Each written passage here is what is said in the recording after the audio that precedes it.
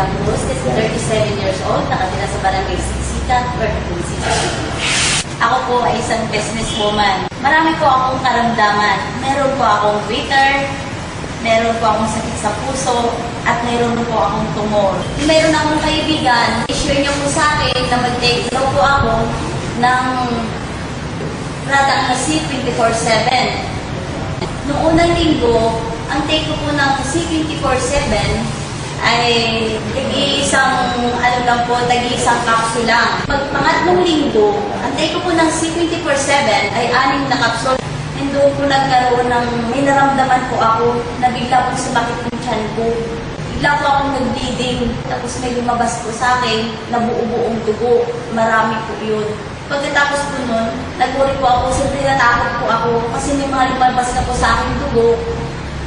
Nagpa-check po ulit sa doktor ko, nagpa-ultrasound po ulit ako. Doon ko nalaman na negative na po ang findings ng doktor ko.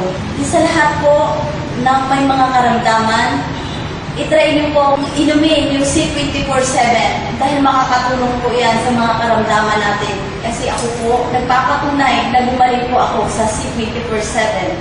At nagpapasalamat po ako sa Diyos at sa C24/7.